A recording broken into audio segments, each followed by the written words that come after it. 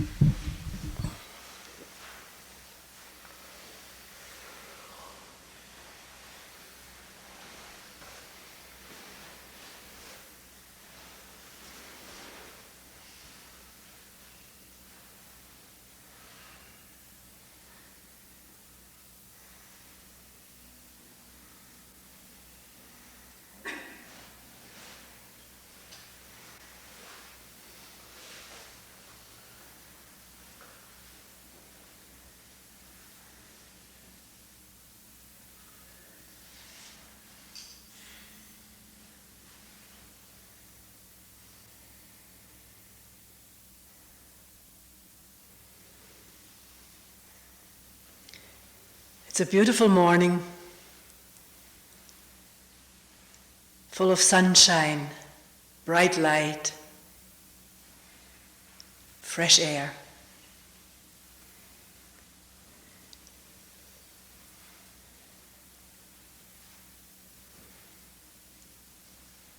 And a few people coming together.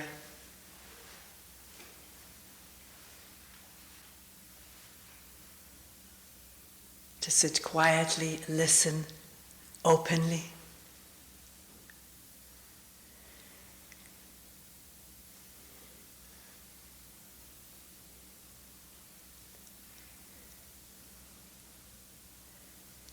I'm not saying we should listen openly. If it feels closed and hemmed in, can there be listening to the closedness? Attending to the feeling of hemmed inness? Being precisely where we are this moment, which seems to be the hardest thing to do, and yet the simplest. Precisely where we are. Not where we should be or would like to be, or think we ought not be.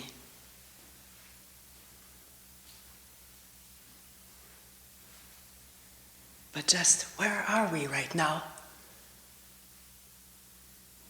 The sitting together, the breathing. Is it there?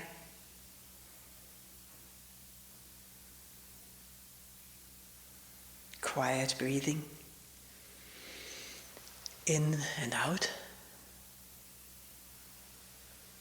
All the thoughts that may racing through the mind or slowing down, fighting each other, or at peace momentarily.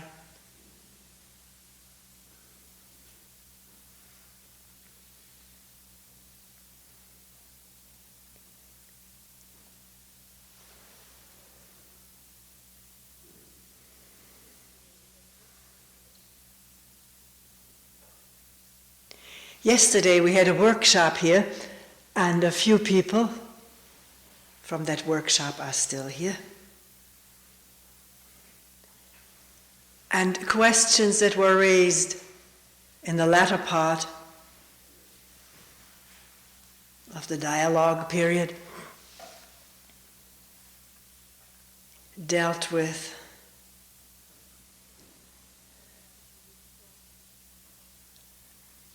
I feel I ought to be responsible toward the world. What is my responsibility toward the world? And in this day and age of so much impact by the media, by the government, by moneyed interests, what is the place of critical thinking? Is there a place for critical thinking? And with all that's going on right now, the bombing in a distant country, one's feelings about it and the feeling of helplessness about it, which always goes hand in hand with what can I do, but I can't do anything. This is the feeling of helplessness. I wish I could, I ought to, but I can't. And the consequences of all such thoughts playing out in this organism as tension, frustration, pain.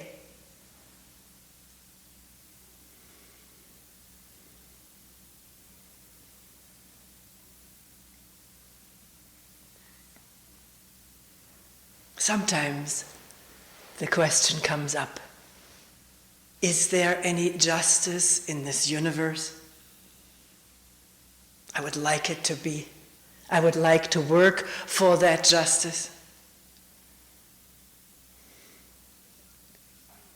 And yet, I've joined lots of movements in my life with causes to help justice, to bring it about, to fight injustice.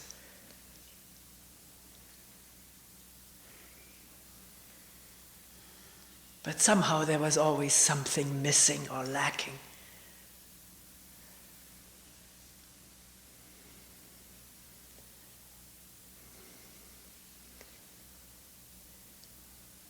Where do we start with such huge questions?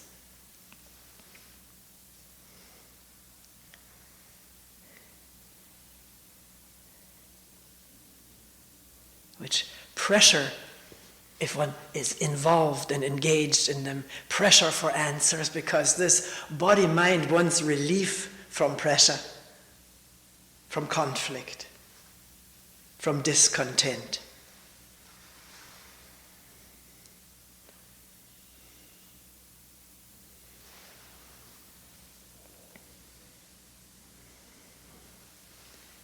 What is justice? Maybe we can ask that question. What is justice? What is injustice? And from what, out of what context are we asking this question? Because as we look closely and listen to each other and to what distant people's voices say, it's so variable, so arbitrary. What each of us with our context, with our group that we're identified with, consider just to be justice. And here I mean in social relations.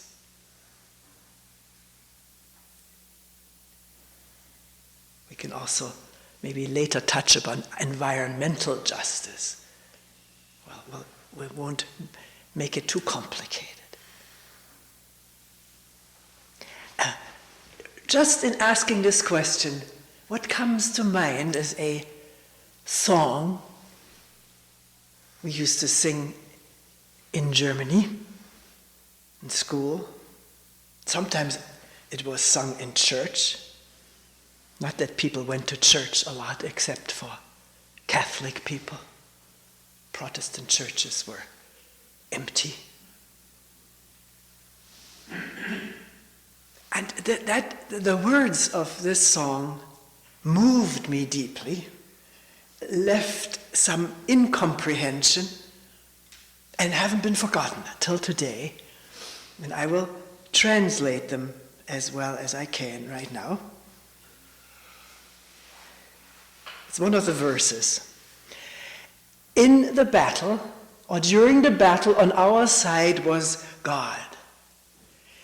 He wanted that justice, or the right, should be victorious.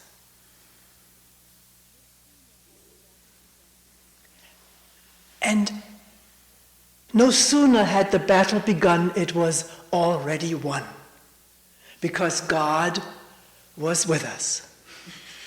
The victory was his. And a beautifully catchy melody. And it would get me goose-pimpled all over. And yet there was some critical thinking, already in a child. What do the other people sing as they go to battle? Do they sing the same song? Both sides don't win. How do they interpret their loss? Such questions, maybe not as elaborately put as now, moved a child.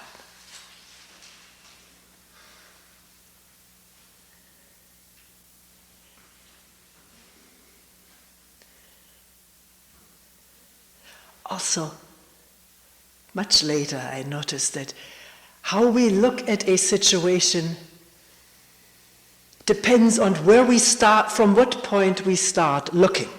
From now, or from 50 years ago, from 100 years ago, last week. And in that limited framework, the mind begins to judge right and wrong.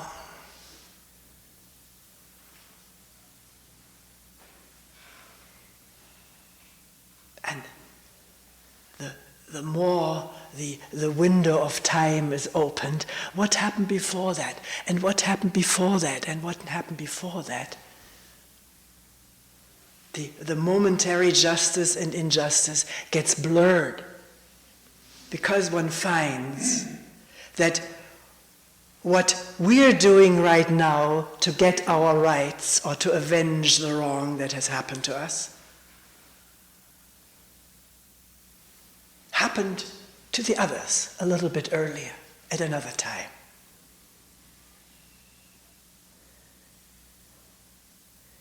Do you know what I mean? Is it too abstract? The oppressor is fought and battled and defeated. The victor becomes the new oppressor. Not necessarily immediately, but sooner or later, power gets to us, doesn't it? It's so difficult.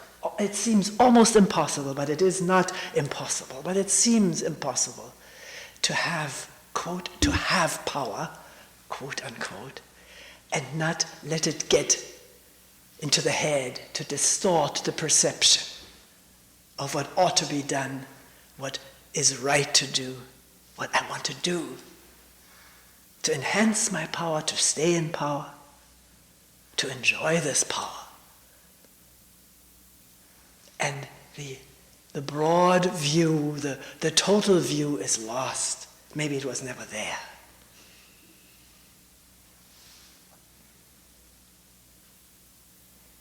But what comes to mind right now, pops up as a scene, is in our house, we had a playroom for our little son.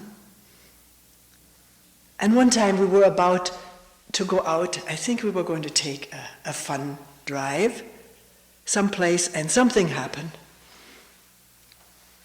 Who knows what it was that Ralph had a fit about something, and took his toy gun and just smashed it on the floor. I think some part broke. It was very upsetting to quote-unquote peace-loving parents. And we had a punishment for it. We wouldn't take this ride or something because of this temper flare-up. I don't know what it was that we said we wouldn't do or he couldn't have. And he started crying so pathetically that we asked him, well, what are you crying about? What's the matter? And he said, you said I couldn't go on this ride, and then I threw down my gun. The mind had reversed the whole thing. What had happened most recently was what caused what happened before.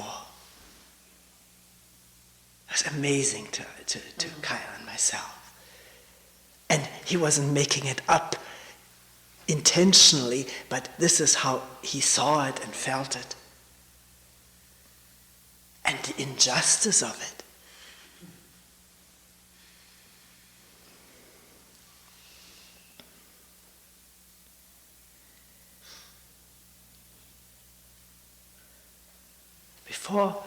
Before we settle in so, what's the word? Obstinately or convincingly about some injustice, what is just and what is unjust, can we take time out and look, try to see more and wider, and realizing maybe we don't know what happened before and before and before, to refrain from quick emotional judgment.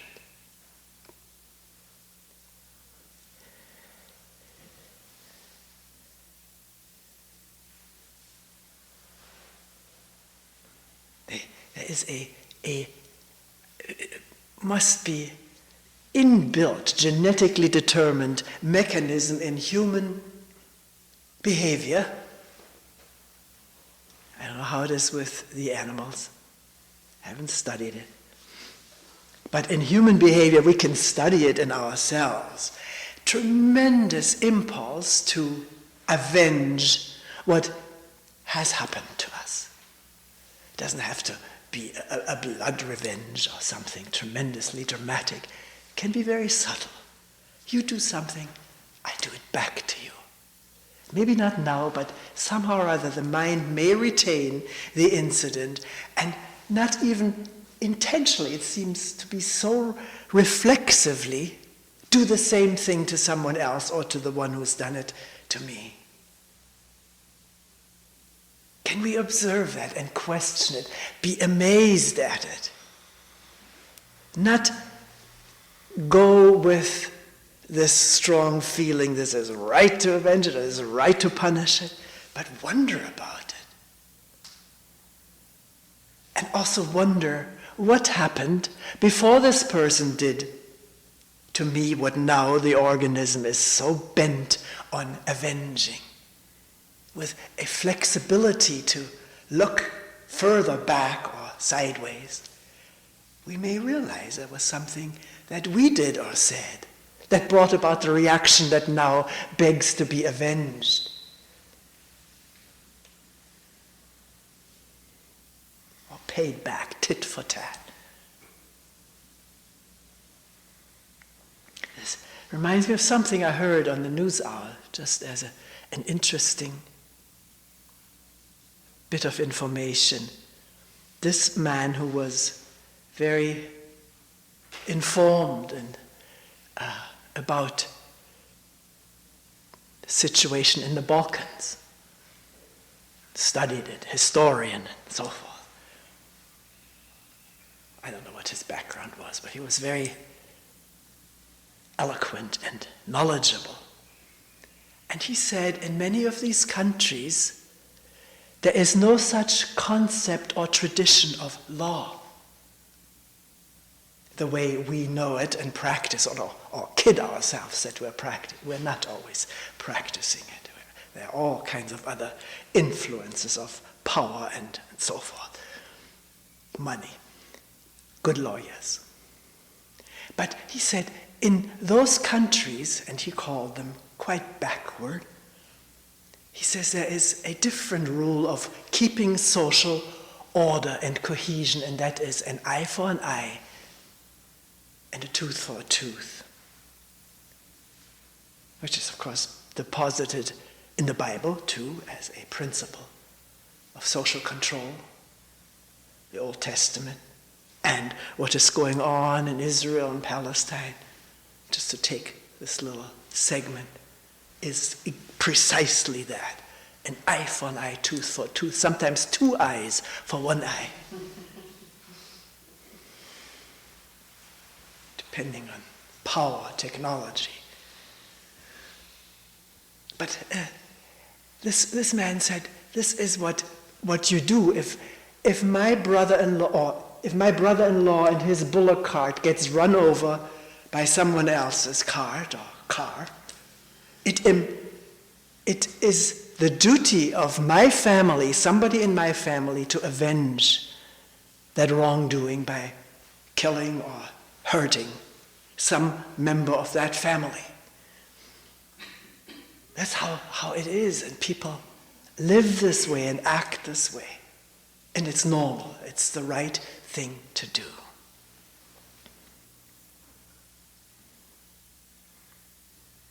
Another historian on that program pointed out that the Serbs have been under, or were under Turkish domination of the Ottoman Empire for 500 or 600 years. And he said, as far as empires go, this one was particularly cruel, oppressive. See, information like this has some effect on the mind that wants to narrowly condemn and justify and say this is right and that is wrong and this needs to be punished. Not that it brings solutions, but it brings more understanding of a situation which the narrow mind deals with so narrowly.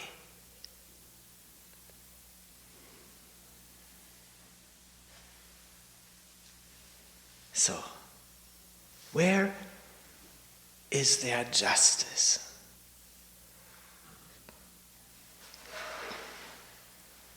That comes to mind right now is, how many people was it? 10, 20,000 people killed in the hurricane that struck Middle America? Hundreds of thousands of people without homes. And that's not the only natural catastrophe. I don't know whether it's because we have better news, better information, or that we're living in a particularly critical climatic era. Earthquakes, floods, droughts.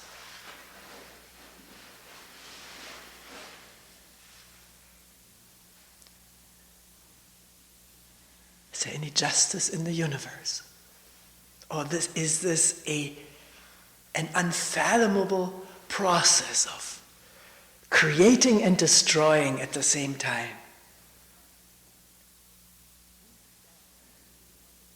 Creation and destruction. New stars out of the death and explosion of old stars, or collision. A new galaxy out of the collision of two galaxies. That was recently a very interesting article on that.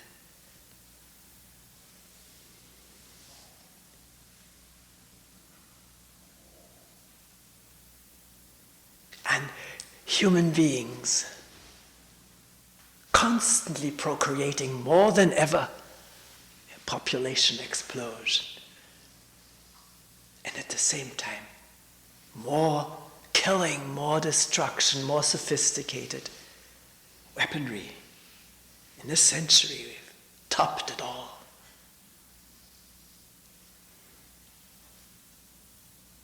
And at the same time, an urge in human beings to come to peace with each other, to harmony,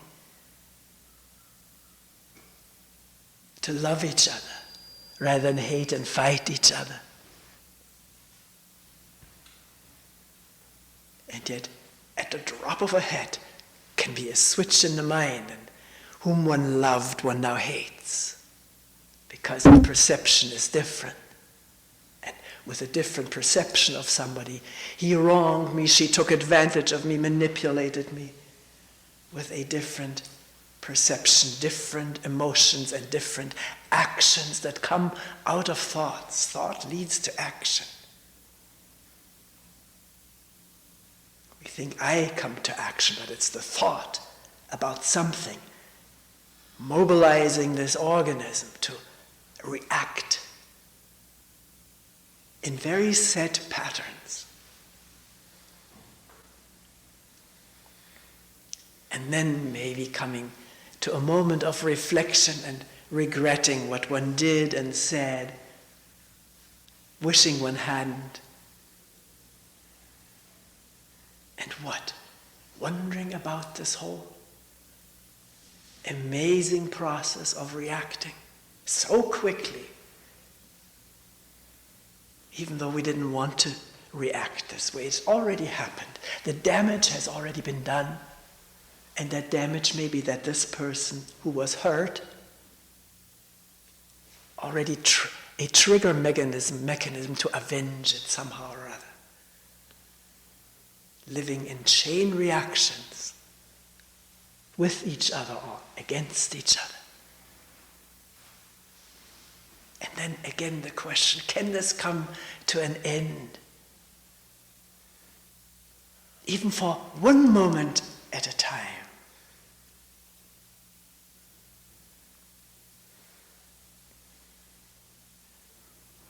Not knowing the answer.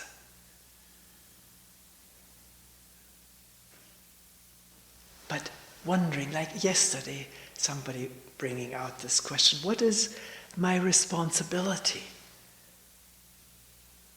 toward the world?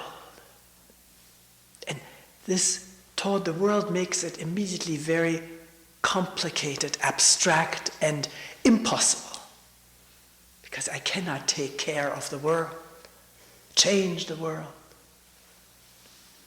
But the whole premise of this question is that there is a me and there is a world, and the me should in proper, helpful relationship with this world, that world out there. It's a false premise to start out with, and therefore no satisfactory solution of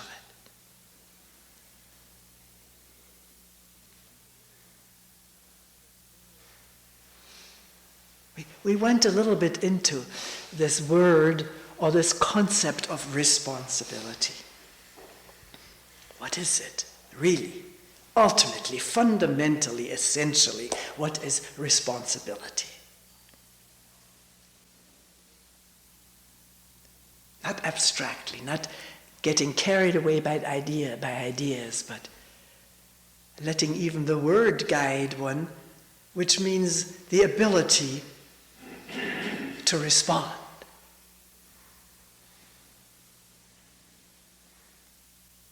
Is there this ability in me, here, as we're listening, sitting, responding to each other, to respond appropriately, fully?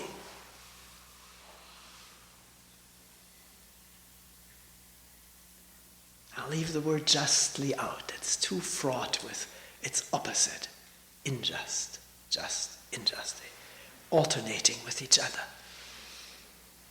Is it possible to respond appropriately? Not to quote unquote the world out there, but to whatever is here right now. The dishes, the letter, the nailing, the computing, responding to the child, the husband, the wife. Appropriately meaning what? For a moment, not from habit, but from listening, from looking, from attending, without knowing too much. The knowing gets in the way. I know you already. I know what you're going to say and do. Then the response is not free and open.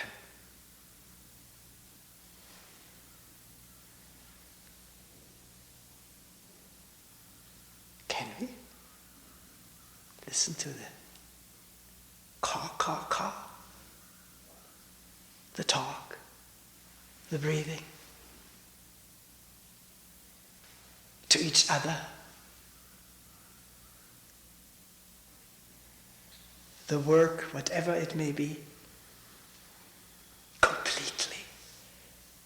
completely responding. This moment of working, of being, of listening, of looking. One moment of completely responding.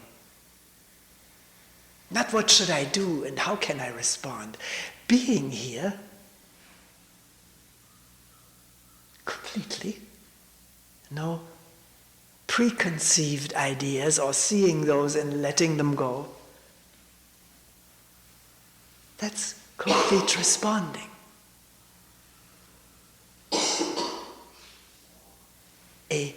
A world which is a constant process responding to itself. Still sounds dualistic.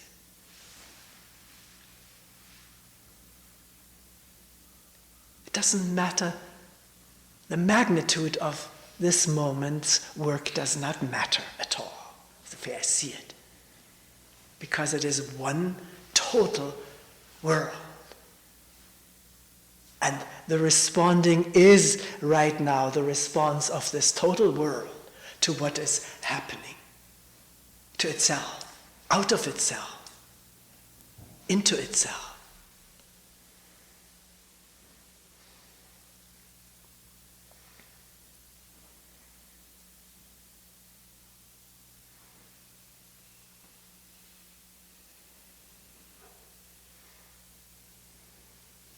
What do you say about that?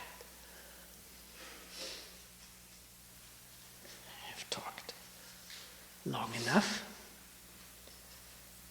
We have a little bit less than an hour to dialogue with each other about this or something else that you may have brought.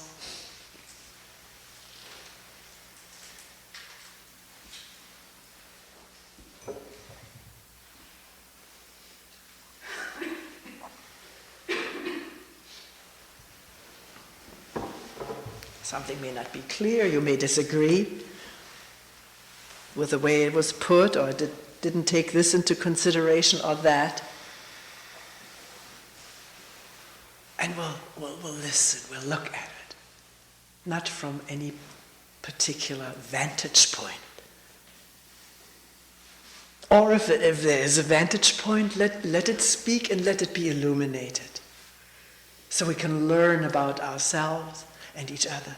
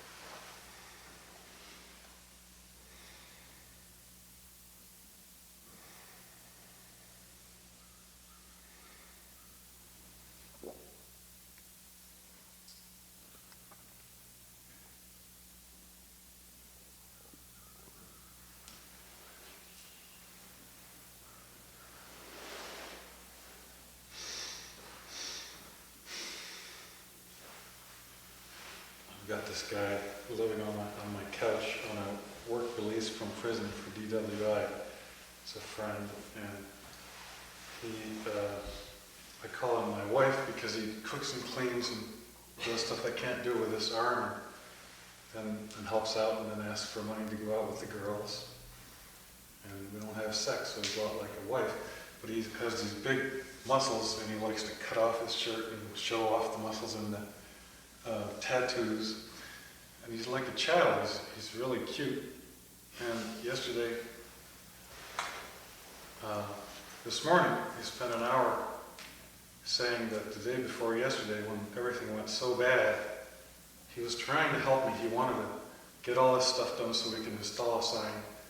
And everything was always in the way, and it was like more and more frustration. And I yelled at him because he wasn't doing what I wanted. And he said, "Tersh, I almost hit you." And then he went into the bathroom and he cried for half an hour, he says. And he felt so bad. He said, "I felt like worthless." He says, "And I'm not worthless." And he went to the bar and had 3 beers, and then he walked along the street, and somebody came up with a group of friends and said, "Oh, who are you putting with your hands in your pockets, And he just knocked the guy down on the ground. And then the guy's friend came and wanted to help his friend. He said, "And that's the right thing to do, but in this case it was the wrong thing to do." So I grabbed him, and he was down on the ground in 2 seconds. And he says, "And I felt better." He said, but I didn't really feel better." But he said,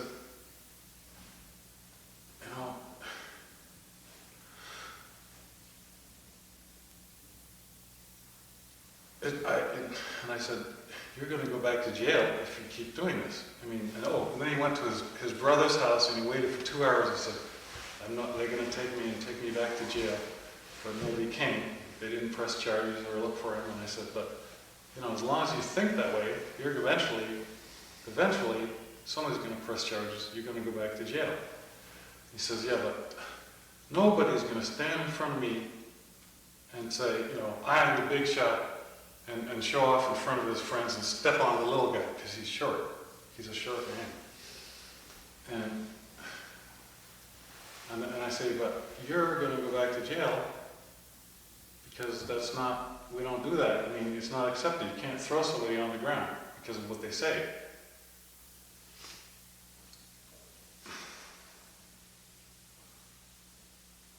And then I could see something, it just clicks in his mind that there's the code of rightness.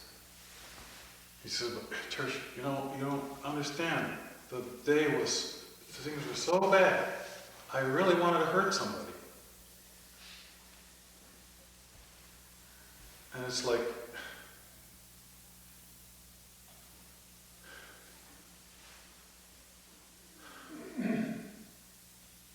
he's just laying it all right out. But he can't see that that the person that came along was just the first opportunity for him.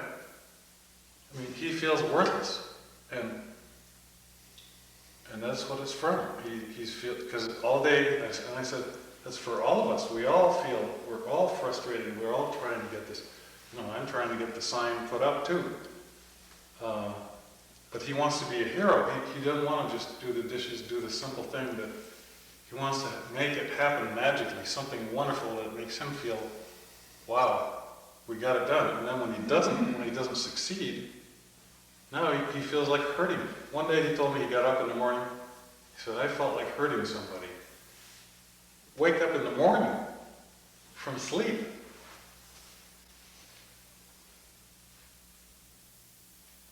From dream. And of course, he says, "Tersh, I could never tell you all the things that have happened to me." He's been in prison 11 years of his life, and the things that have happened there. And I believe him. The humiliation and stuff that I'm sure he dreams about. And that builds up the mind, what we talked about, beckoning revenge. Or what happened before he went to prison. I'm wondering what happened before he went to prison as well. Well, he says, when I was young and stupid, I used to beat up a lot of people, and then I realized, then I would find out the next day what I did, and I didn't even remember it, so I control myself now. I wonder who beat him up.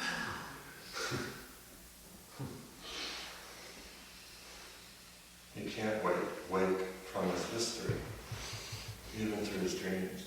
He has his past, and he can't forget his past. And he's striking out at the pain he felt.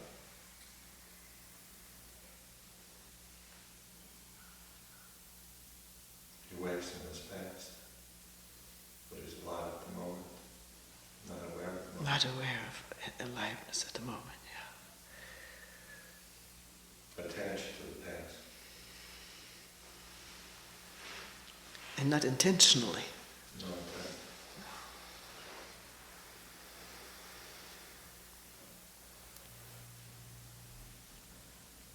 That raises for me a question. I mean, it seems just another version of what Church is saying about how we deal with people in our lives who obviously can benefit from our love and support, and who give us love and support, like this guy's helping Church out, helping you out around the house. People are very close to us, but they're not coming from the same perspective. And how do you listen to them without telling them, how to listen, how to be there for them without presenting answers that they can't hear because they're not in the same place, and how much energy to, sometimes I think, I should just find other people in my life who are, who are more coming from the same place I am. But these are people who love me and depend on me, and that would be hurting them too. And it's very complicated. And we're all living out of our histories. Even people who are good people are still acting. And not to mention all of us. As you say that, it also strikes me that certain kinds of histories are harder to wake from than others. Yes. And, it's like, you may not have any answers for anybody who's had a kind of history that it's very hard to awaken from, or you need different kinds of help, and you may not have, or any of us may not have any idea what another person is going through. Yeah. But how do we listen to those people? What do you mean, how do you listen to those people? You listen. Where is the problem?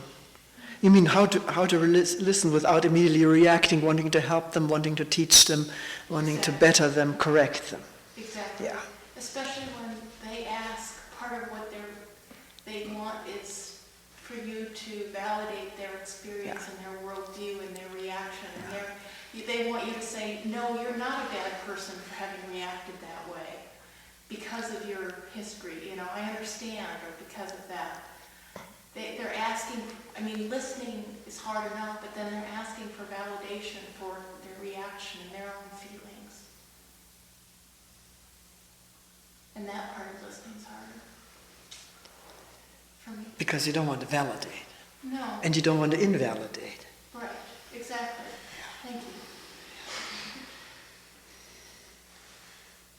But if you watch very closely, so often, just the fact that you don't give them what they want makes them ask the question, what's going on here? And I think I've seen it happen a lot of times that just that in itself, because they're so used to having a response, that it may take them up a second and say, And a lot of times,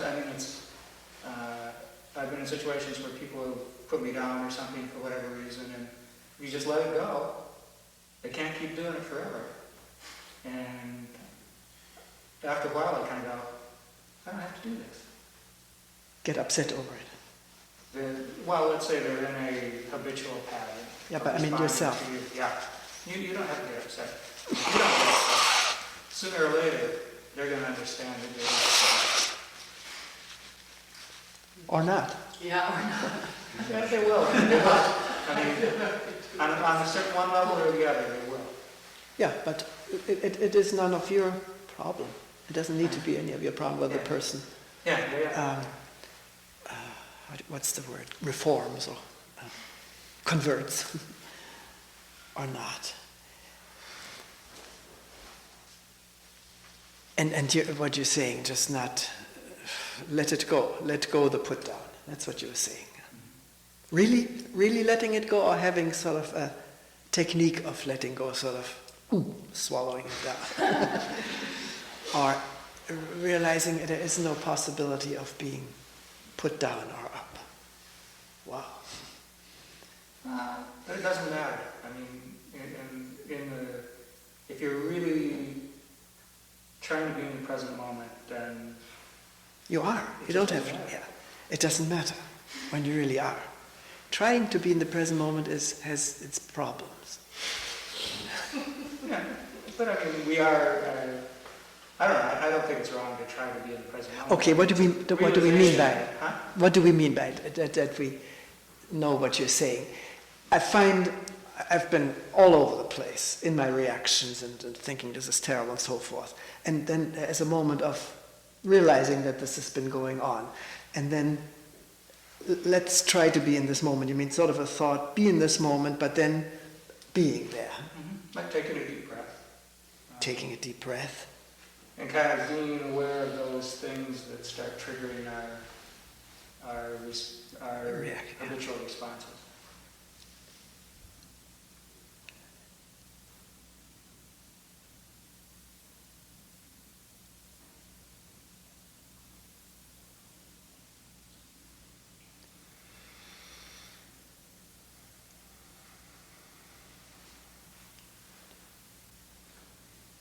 Is he still working for you?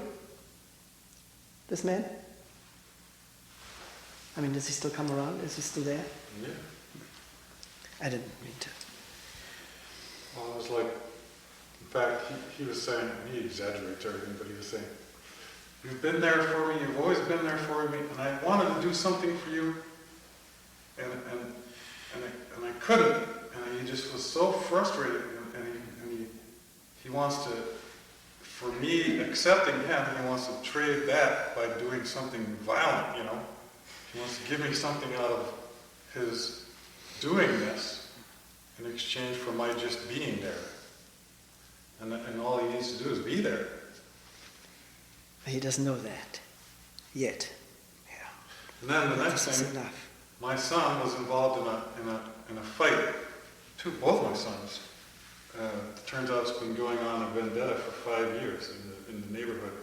12 guys from the trailer park came over and beat up the 3 kids who they thought were picking on one of their 11-year-old brothers. And my 15-year-old has a cracked tooth, and I asked him about it, and he doesn't want to talk about it. And so Barney, my wife, is trying to find out where to blame. He said, so who was picking on the 11-year-old to begin with? And he wants to find the person to blame so he can go after them. You know, whoever is the bad person.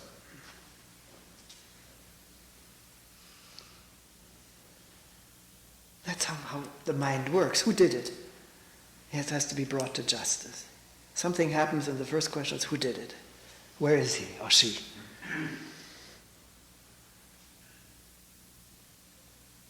I'm not saying that's right or wrong, but it's an observable mechanism.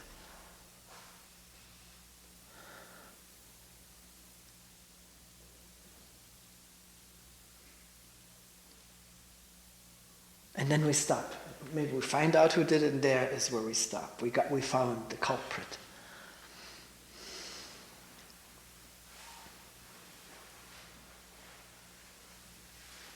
But it seems to me that the crucial fact is that if you're afraid, like when I yelled at him and he couldn't take my criticism, I could tell that he was just on the point of attacking me. And in the past I would have avoided him or lied or something to keep him from feeling that. But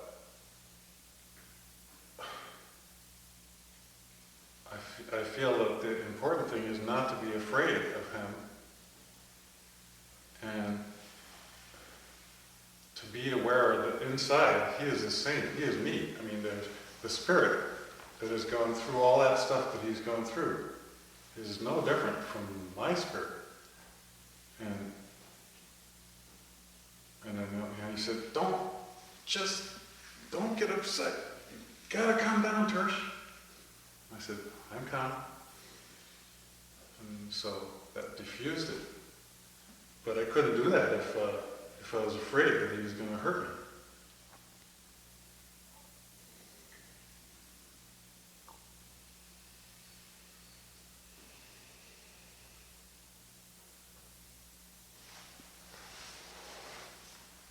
How do you keep from being afraid? Here you yell at somebody and you have a feeling he's going to hit me. And he's got a history of hitting you. And you're not afraid? That's amazing.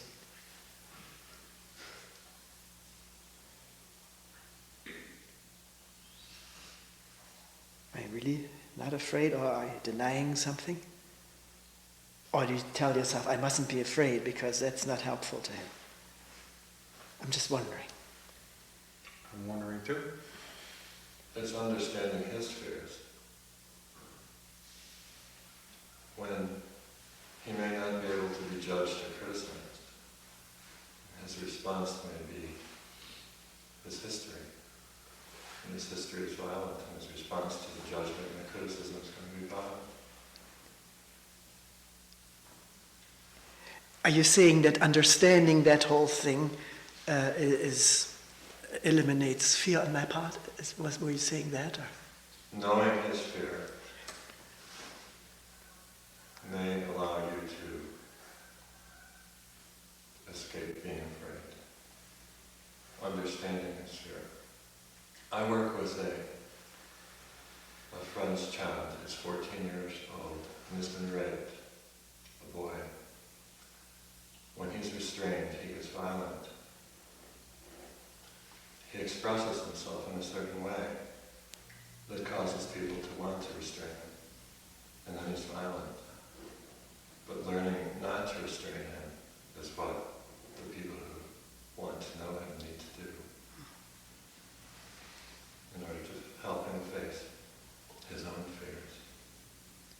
So I think that this man understanding his fears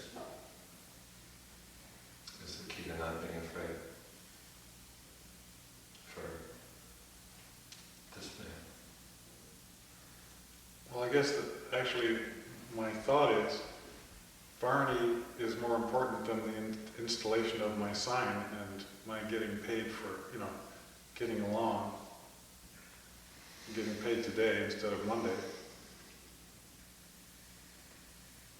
I don't want to. I'm criticizing Barney because he's not doing the things the way I think they're going to work. I don't think it's going to work the way he's trying to do it. But I'm not rejecting him, I'm only rejecting his behavior. So as soon as he says, don't yell at me, I can stop yelling.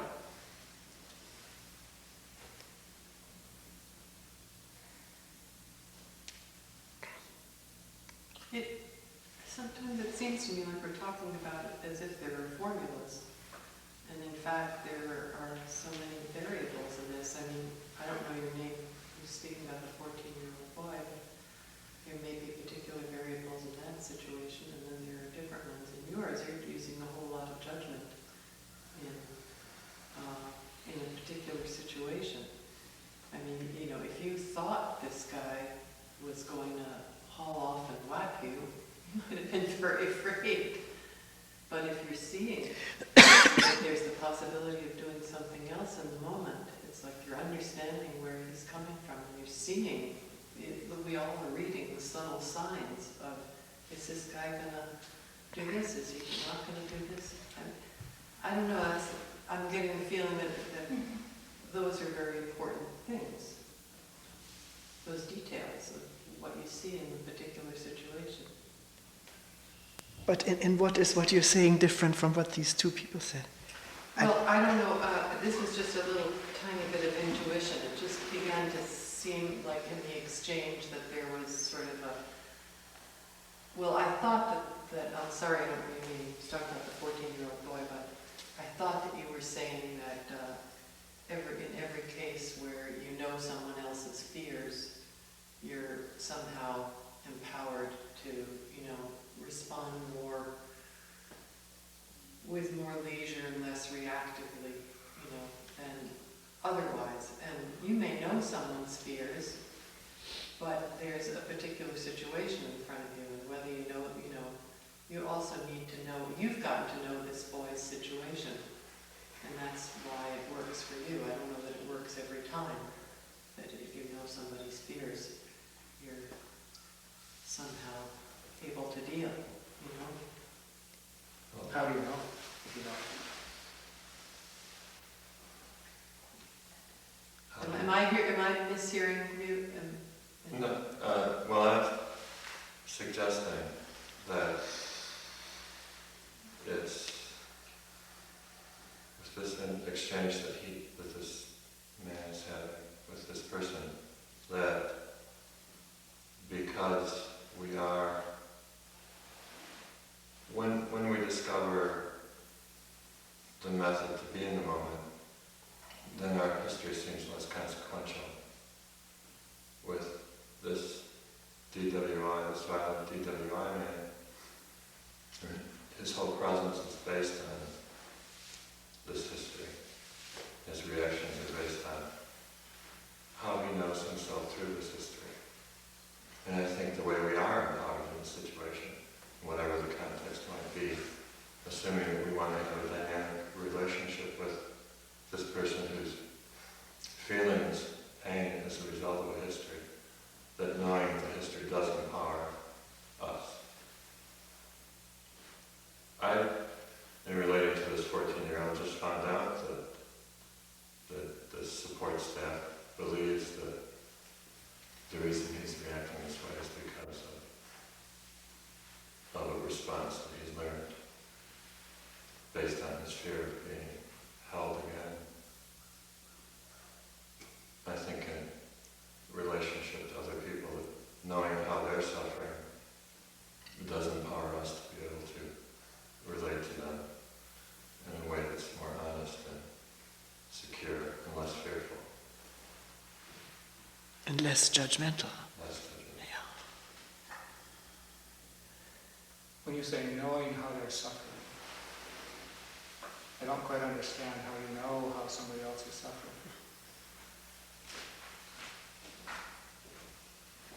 The behavior demonstrates the suffering.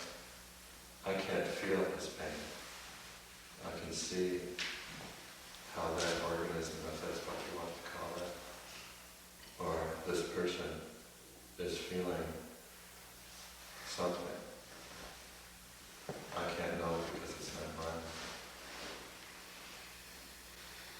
Maybe it's being, I can't quite think about, it's a little too much for me to think about violent sorts of things, but maybe what sounds like a formula or something is that there is a way to, I could know somebody's history in my mind, and that's not going to necessarily, or I could look at their bodies and say, their body language, their facial expression, and have a pretty clear idea that this person has had a pretty rough past. And so that the reason that they're acting in a certain way reflects that past. And that might not that knowing might not necessarily change the reaction I have. And the judgments that come up, or the fears or whatever might come. So somehow this knowing has to be some other kind of knowing. It has to be, something has to fall away before this non-reactiveness can occur.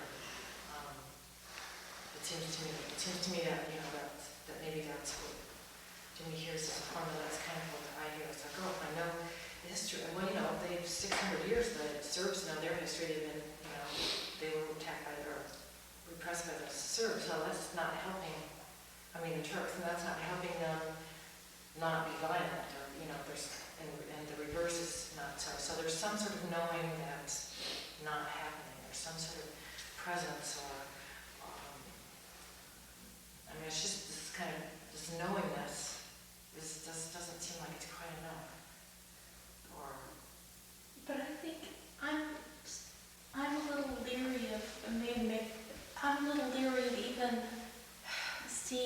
some kind of spirit, some kind of very being present, really being present in the moment and listening to someone could diffuse a situation. I mean, I think sometimes we've got to protect ourselves, and we're right to feel fear. And I think, I may walk down a street and walking by, I don't know. I just, mostly, I think that's very powerful. I think we underestimate the power of understanding and listening, but I think it's dangerous to just see it as omnipotent to resolve someone else's violence or a group of people's violence. I don't think it resolved it for good, but I mean, something happened to me. I was managing an apartment in downtown Rochester, and I was having some really bad problems with some people who were using drugs and pushing drugs, and I finally kicked them out of the apartment.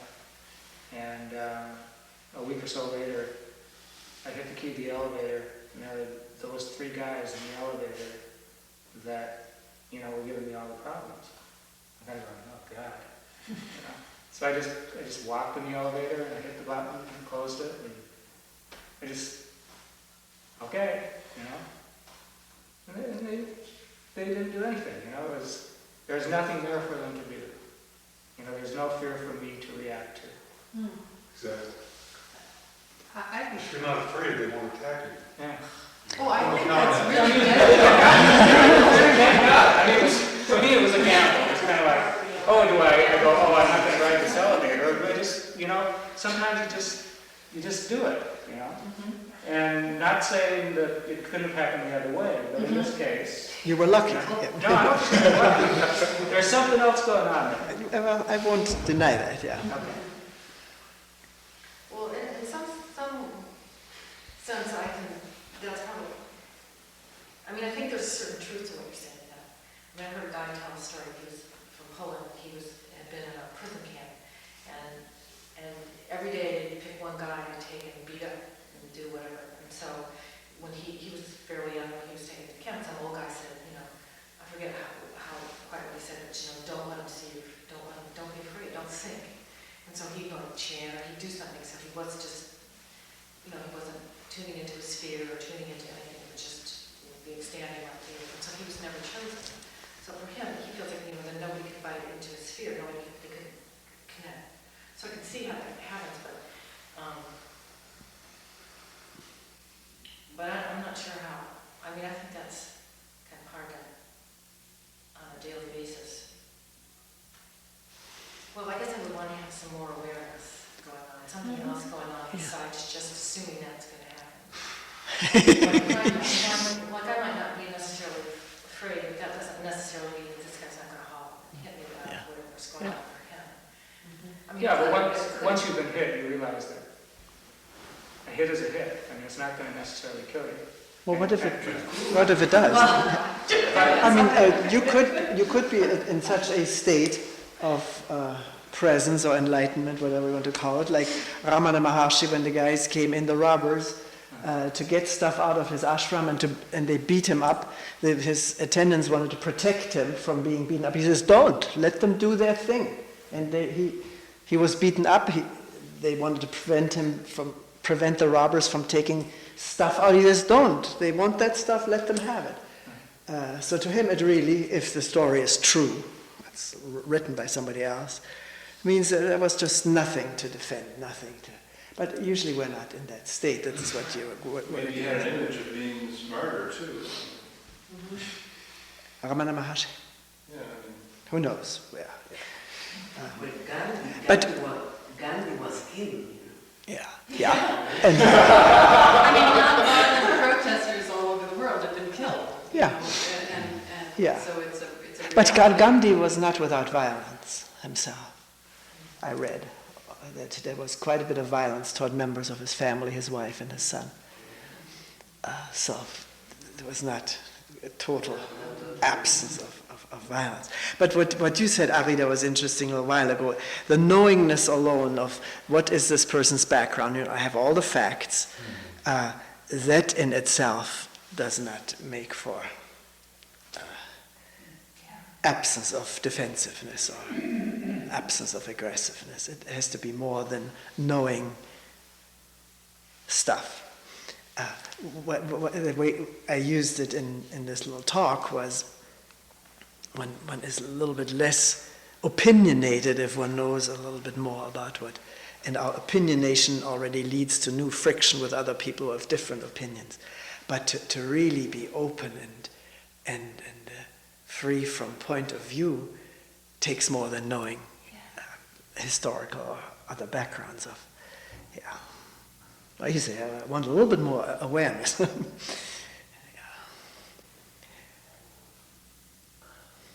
there's this wonderful Zen story. I don't know if you know it, but this Japanese general enters his village, and all the people from the village go away, and the monks in the monastery also go away, except for the head monk who stays there. And so the soldiers approach, and the general is about to cut the head monk's head with a sword, and the head monk is sitting there, perfectly peaceful. And so the general pauses for a second and says, I could, I can't remember exactly the words now, but batting an eye. And do you know that I could die without batting an eye? And the Japanese general didn't kill him, bowed and left. So to me, the moral of the story is that it takes two. The reason that worked was because the head monk was unafraid, but also because the general was open to the understanding of what that meant. Mm-hmm. And if it had been somebody else, he probably would have cut it off. But the head monk didn't care if he cut his head off or not. That's the real point. Yeah. If you care, That's the point. That is the you point. got a problem. It's half the problem. That's the whole point, really, in a way. Of the story, of the Zen story. Well, but I think what he said is a little more accurate. The reason he survived is because the general cared. But the head monk did not care if he survived or not. That's right, but That's the you know, first step. Maybe if it wasn't a Zen story, maybe if it was a true life story, maybe it's a true life story. But I think it also does depends on both interactions. You know, the guy could have had no awareness and said, But the thing is, you cannot be safe. You cannot make yourself safe. This body, you can't make this body safe. The guy No matter really what didn't you do. care, so he could have been killed or not killed, and it would have made any difference. It's the non-duality. And to me, that story there isn't this duality, the general and the monk. For a moment, they recognize, the interconnectedness. What I've heard, I don't know everybody's names, but we talked about responsibility to others, and we were talking about trying to help people that you have a hard time connecting, and you're trying to help, and trying to help a 14-year-old boy. And what we seem to struggle against is that duality. So long as we're helping them, there's this struggle.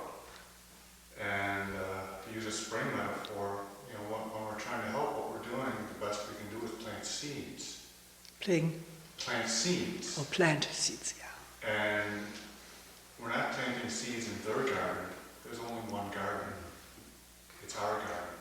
So when Mike was talking about identifying, being accepting the violence of this other man, or being part of it, or understanding it, not here, but here, realizing that it's our violence too.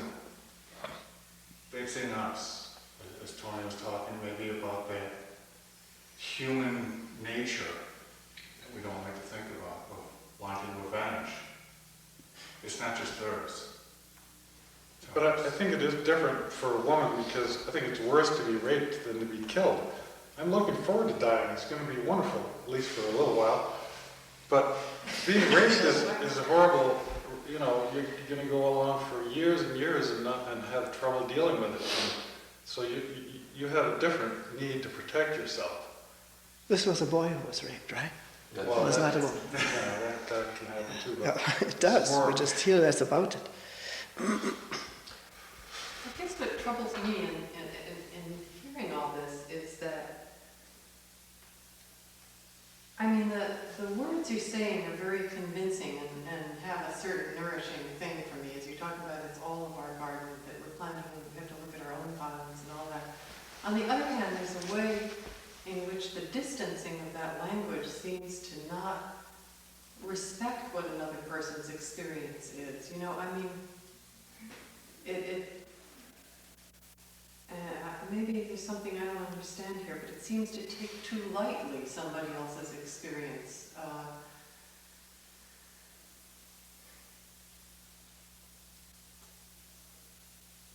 You know, I want to know I can't know ultimately what somebody else's pain is in their terms, but I want to do more than just sort of say, this is mine. You know, I can't quite articulate this, but it has something to do with respecting the specificity of people. And But see, in saying this is my pain, does this come out of a beautiful, nourishing idea, your pain is my pain? Or does it really come out of something very concrete?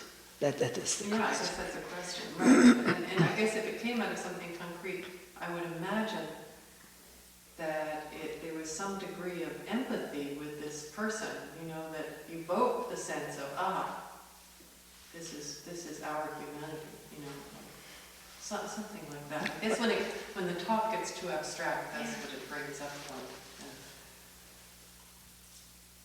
You know, maybe I'm missing something because maybe you have all this other stuff that you haven't said that leads you to that place, you know. But, I wasn't, my intent was not to make it abstract, but to actually, at a feeling level, realize that, you know, not to gloss over the other person's pain, that we can't, you know, really understand it, but to connect with it, to be there with it, and to not just go, it is the other person's, to really be there.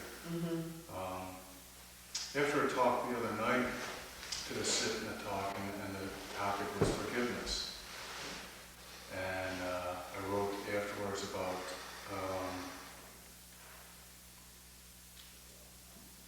you know, about forgiveness, really deep forgiveness being a very painful thing.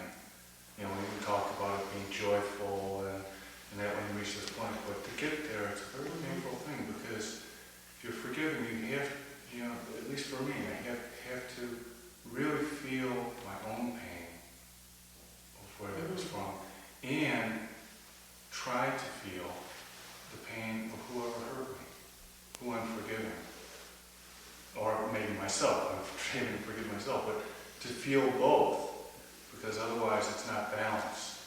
And so it's not, you know, not an intellectual act at that point, because you can't intellectually feel your pain or someone else's. You can't really feel someone else's, but to try and do our best. So that's why I'm talking when I say one garden is, you know, really on a gut level.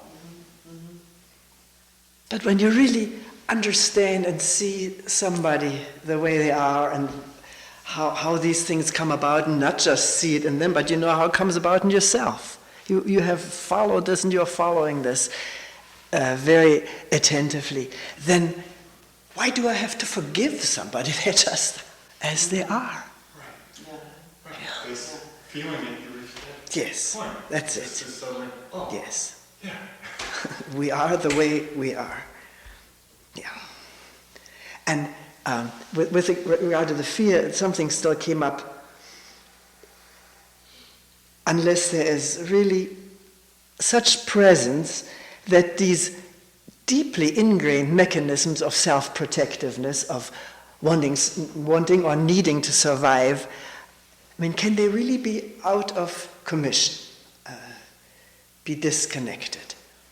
If they're not disconnected, there is, even if the mind says, I don't need to be afraid, this body, every cell wants to survive, wants to protect itself.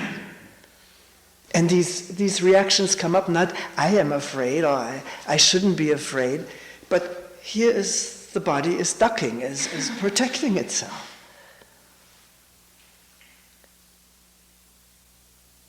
Because life wants to live. I don't mean it abstractly. One watches it in oneself. Wants to be secure and protect that security.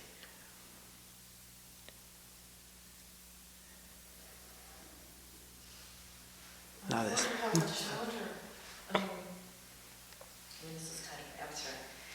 Just having read about people who've had near-death experiences, and that seems to be that sort of survival mechanism after that experience is like less strong for them. But somehow it's also not maybe just in ourselves, but just in this whole construct of me also. Because there's been some real fundamental insight into this, very likely. Right. Yeah. And therefore less holding. But this comes out of insight. And, I think it happens in different ways too. One time I was walking down the street late at night, and I saw somebody behind me across the street, and all of a sudden they started running across the street towards me. And I just instinctively, all the adrenaline just shot through me. And I whipped around. I was just a young kid, not thinking of anything, But I was so present, and the energy was flowing so much that, there's something really out of the ordinary in the sense that it just happened like that. But there's also the presence to see that there was no danger and then let it go, too. So, in terms of just because you have some kind of insight at some point doesn't mean that your body is not going to react in a certain way. But I think the insight comes from, then you realize, okay, this has all happened, but I don't have to go hit this guy. or in this case of what you're reporting, death is not a calamity. Can we talk about something less extreme than death and bodily injury? No, I don't know. It's just that we're not normally face that. It's like we're not normally reacting in defense of our physical selves. We're normally reacting in defense of our psychic space. Same thing. Last night, I called my girlfriend up and she was furious because she thought I had promised to call at a specific time, and I had thought I had given her a specific time, and we do this every time I'm out of town, away from home, calling. And, we just had to work through this really difficult thing and take 20 minutes to do it. And I couldn't just let it go. I tried not to react, but it didn't just, because she's in my life and she's infringing on my space all the time, even though we're one, it's that kind of stuff. That seems like that's what, or when our boss says something that, it's the same thing, and yet, but it's so chronic, it's so every day, it's so, every second of our days that we're dealing with that. And those are the people we hurt the most. At least those are the people I hurt the most.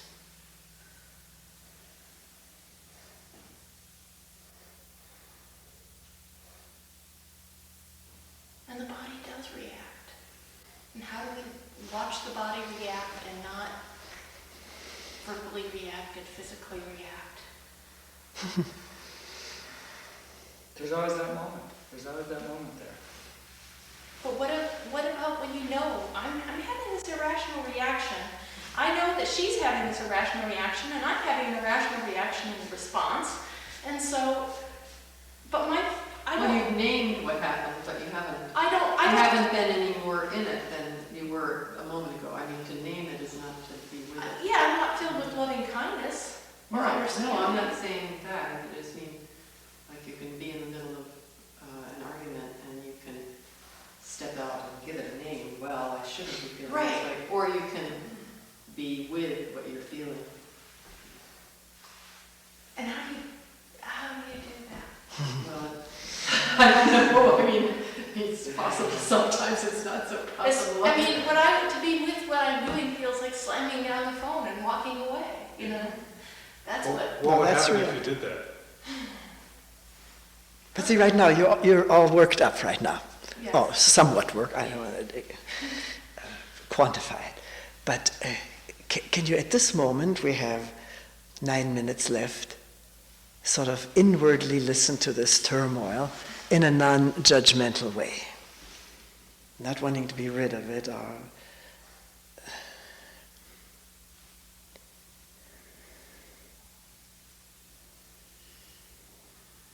not knowing the solution to it. Something got you going, and something gets us going. And listen to it, beholding it.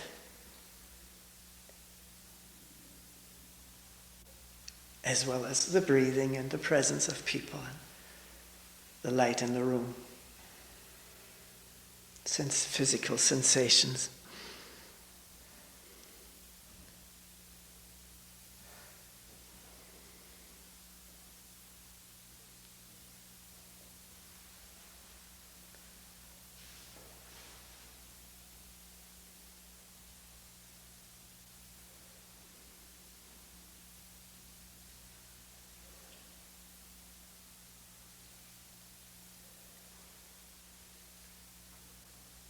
And this can only happen now. It can't happen tomorrow. And it didn't happen yesterday. It can only happen now, this attending without knowing.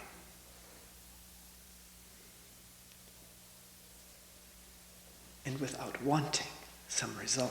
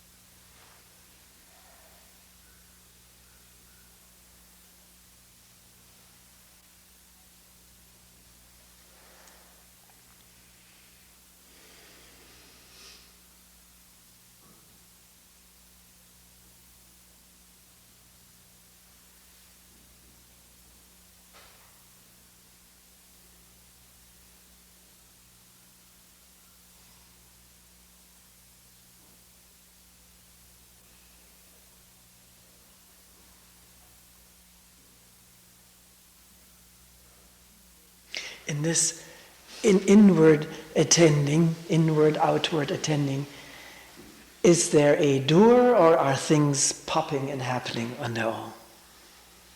The thoughts, the reactions, the counter-reactions, the sensations, the desires, the fears. Is there someone who's doing it or is this happening?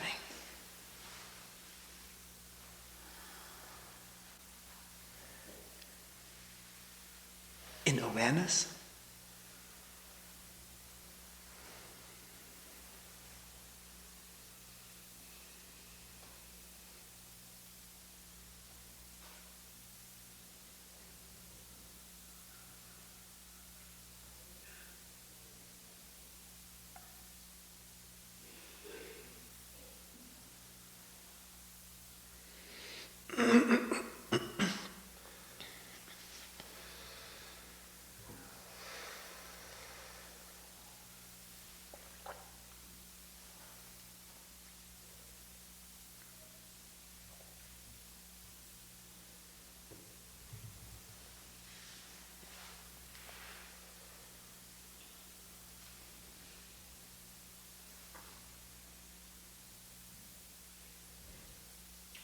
there is something about sitting or attending, being aware. I mean, if you do it enough, if it's a high enough priority, then that core of upset doesn't get triggered as much too.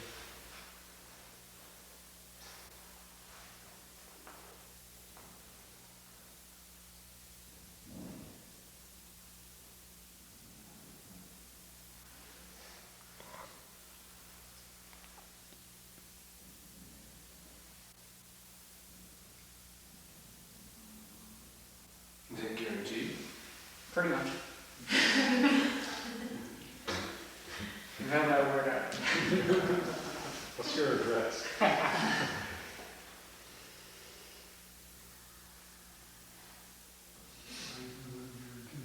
Pardon? I'm just wondering if he's guaranteed. If not, I want to sue. You used to be a strong advocate in meetings like this of the past, of that we have to go into our past, we have to find out what our early experiences were and early traumas. I don't hear so much of that from you these days. I just hear right now, if we're sitting and being quiet and at some awareness, then this stuff isn't triggered as much, regardless of the childhood trauma. You didn't say that, but that's implied, isn't it? It is, yeah. Although I think it can be very helpful. I mean, the whole uncovery and recovery scenario of the 12-step programs, I think, can be pretty useful in terms of really understanding where you came from, so you can really accept yourself. And in that sense, you can. I think there can be a real letting go in that. But perhaps not absolutely necessary for everybody to do. And in this moment of presence, is there any need to accept yourself? No.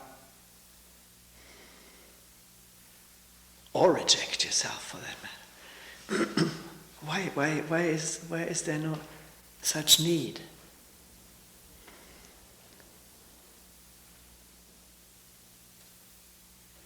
Defend yourself, accept yourself, reject yourself.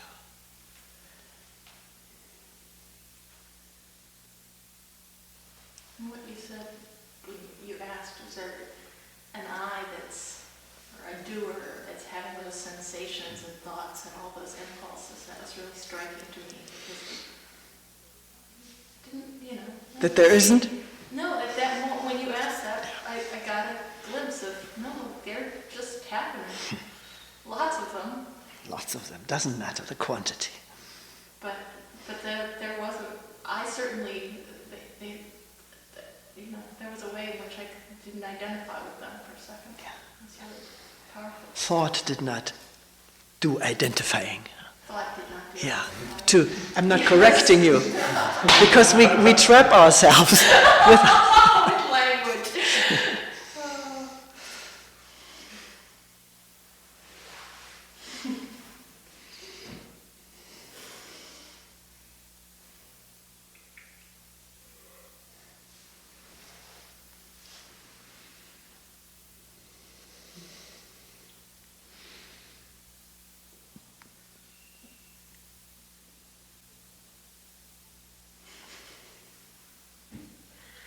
I think body's going to start laughing hysterically here.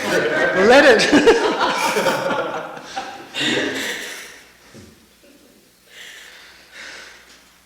Or feed it, it's 12.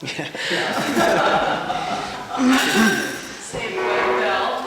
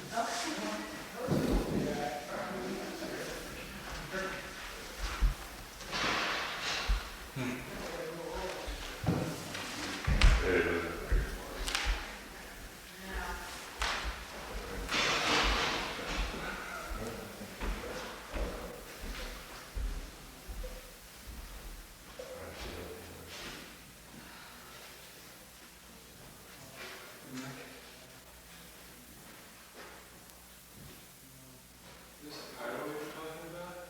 Yeah. And I was wondering how he was doing. Really great. Since? Yeah. Wow.